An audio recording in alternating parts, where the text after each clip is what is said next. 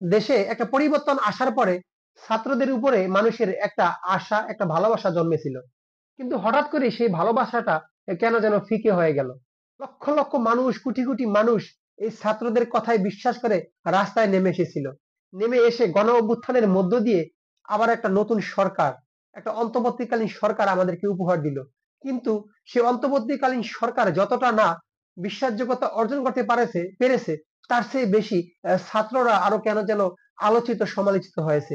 আজকে আমি কথাটা কেন বললাম, গতকাল দেখলাম 7 কলেজের ছাত্ররা, ঢাকা বিশ্ববিদ্যালয়ের ছাত্ররা মিলে যেভাবে একটা সংঘর্ষ তৈরি হলো, একটা মারামারি তৈরি হলো, যে বিষয়টা মোটেই কাম্য নয়। কেন এমনটা হচ্ছে, এই বিষয়টা আসলে একটু খতিয়ে দেখা উচিত।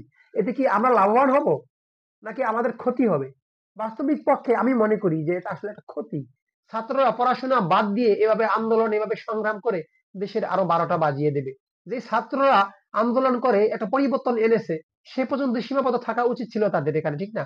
আর তাদের ভিতরে এখন একটা ভূত চেপে বসেছে, ক্ষমতা যাওয়ার ভূত। আমি মনে করি নিজে একান্ত, এটা আমার একান্ত ব্যক্তিগত ধারণা, যে ক্ষমতা যাওয়ার একটা লোভ ছাত্রদের ভিতরে এখন কাজ করছে। যেই লোভটা অনেক মানুষ এখন ভালো নজরে দেখছে না।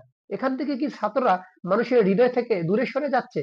আগে চায়ের দোকানে বসে বসে শুনতাম যে মানুষ ছাত্রদের খুব প্রশংসা করেছে, ওরা খুব ভালো করেছে, ওরা আরো দীর্ঘজীবী হোক, অনেক কথা বলতেছে। ইদানিং আবার শুনতেছি যে মানুষ ছাত্রদেরকে কেমন যেন তাদেরকে সহ্য করতে পারতেছে না। অধিকাংশ মানুষ চায়ের দোকানে বলতেছে ছাত্ররা যেই আশা নিয়ে, যেই ভরসা নিয়ে তারা এসেছিল, দেশে একটা পরিবর্তন আসবে, সেই পরিবর্তনটা দেখতেছি না।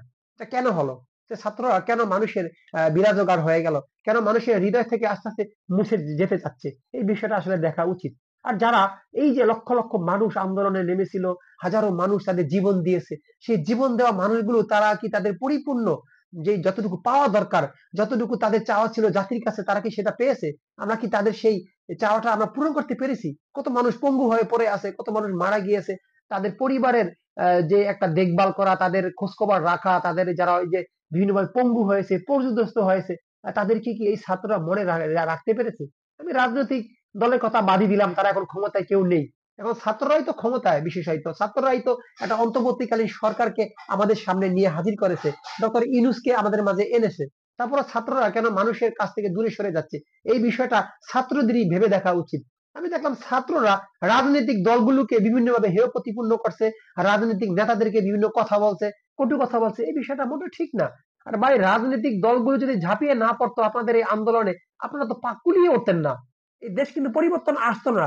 যে কোনো রাজনৈতিক দলের কিন্তু এই দেশের প্রতি ভালোবাসা, তাদের দেশের প্রতি কিন্তু অনেক অবদান আছে, এটা আপনি স্বীকার করতে পারবেন না।